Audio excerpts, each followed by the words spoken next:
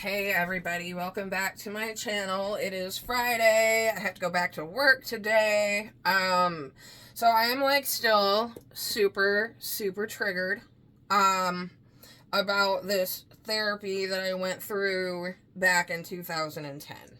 Okay, just a refresher here. It was called DBT. It was founded by a woman named Marsha Linhan, who ultimately influenced my case manager to the point where they're like carbon copies of each other. And okay, although going back and watching Marsha Linhan is very triggering to me. I'm still doing it. I'm just doing it in very small doses. And it's crazy. Like, she just has to talk for a little bit and I just come up with a page of stuff. Like, this is weird. And I actually did end up talking about it in therapy yesterday. And I'm a little hesitant to do that. You know, bashing the system to the system doesn't always go over well. However, she validated me, she listened, and she's a little bit more reserved on some of those therapies herself. So she was a little bit more understanding and was able to explain some things to me. So DBT is the mainstream treatment program for a borderline personality disorder. And if you watch my other videos, you know I have opinions on that. But I got this from Wikipedia. Okay. Okay. Borderline personality disorder is characterized by a pervasive, long-term pattern of significant interpersonal relationship instability, a distorted sense of self, and intense emotional responses. Okay, so I got the first thing I wrote down about that. A distorted sense of self. Now, I change my hair frequently. And I would say, like, as far as, like, makeup and clothing goes, I've changed my clothing over the years due to age, mostly. I used to dress, at the time that I went here, I dressed kind of, urban. And even a friend of mine, dear Rico, said to me, what kind of impression do you think you're giving the world when you wear stuff like that? And I took it to heart. He was right. And I actually started just wearing kind of like comfort clothes. That's kind of like in right now. Jersey material. And then when I met my husband, of course, I wore, I was in really good shape and I wore tight little dresses when he took me out. But anyway, so I kind of resented that because she kind of used me dyeing my hair as a symptom of a personality disorder. And I think that's pretty shitty because I would just see like somebody's hair like in a magazine, you know, and I'd be like, wow, I really like that. I want to try that for myself. And then I would go do it. You know, there wasn't any psychology behind it. It was for fun. And I think that, okay, so this says, I think I got this from Wikipedia too. The inability, a distorted sense of self is the inability to maintain one or more major components of identity. I think that's kind of rude because, like, what is this world's obsession with identity? LGBTQ does it. But in their defense, LGBTQ allows for the exploration of identity, while I think the mental health system doesn't do that. You have to have it now. And it has to be, I've always known who I am. I think my ideas were just different. And they didn't understand me. So they projected that I didn't understand myself onto me and I was punished for it. See, that's fucked up. But I've had a couple of therapists do that. God, I had this like substance abuse counselor. You need to be so careful with substance abuse counselors, man. 9 out of 10 of them are garbage. Sorry, not sorry. So he told me when I would talk about things I wanted in my life, like a relationship and a family, he told me, well, I don't think anybody's ever going to understand you. So he admitted it. Okay. So some of the symptoms of borderline personality disorder, are self-harm, risky behavior, feelings of emptiness, we'll get back to that, fear of abandonment, we'll get back to that too. Okay, the self-harm, yes. I was bulimic, and, trigger warning, guys, I'm going to be talking about some, like, I probably should have put this in the beginning of the video, we're going to be talking about some, like, tough stuff, okay? Some things that might be triggering to you. So, yes, I self-harmed. I had some unaliving attempts. So, now, the impulsive behavior is a symptom of mania.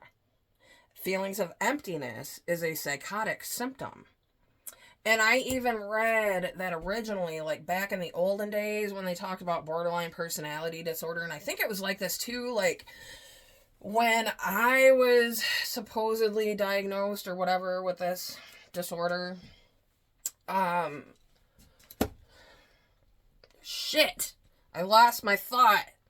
Yeah, okay, well, I'll get back to it. Oh yeah, feelings of emptiness. Okay, so back in the olden days, borderline personality disorder was thought to be the border between neurosis and psychosis. I read that on Wikipedia and I remember that. So if they even remotely thought for a second that I was in psychosis, why weren't they hospitalizing me? Well, that's because Marsha Linhan did a video about how the hospital's not always an appropriate place for people with those kind of ideologies and suicidal behaviors. But I disagree, because when I went to KCMH, I asked if I could go to the hospital. I was like, I need to go to the hospital. I'm like hurting myself. I have all these symptoms and I'm not functioning. So this Marsha Linhan has a program to keep you out of the hospital, and therefore she influenced the system to keep me out of the hospital, where I would have been fucking diagnosed with the right thing, most likely. And so yeah, she's there's another thing about her that's like really fucking freaky, is she's telling people to do her program and not go to the hospital. Well, me, from experience as a patient of the mental health system for the past 20 years, go to the fucking hospital. Okay? It's fun. I guarantee you, you will have fun. Just follow the rules. I don't know. It's like I broke a lot of rules when I was there, because I was like, what are you going to do? Kick me out? But, you know, it was little stuff, guys. Like things that they would just say, don't do that, you know. But you need to cooperate with staff. Because when the staff suffers, everybody suffers. But that's a side note. So this identity thing really pissed me off, because I know who I am. And they kind of like held the fact that I didn't know what I wanted to do for a career. They held that against me too. But the fact is, I've never wanted a career. All I ever wanted to do was grow up, get married, and have a family. And you know what? I've done that.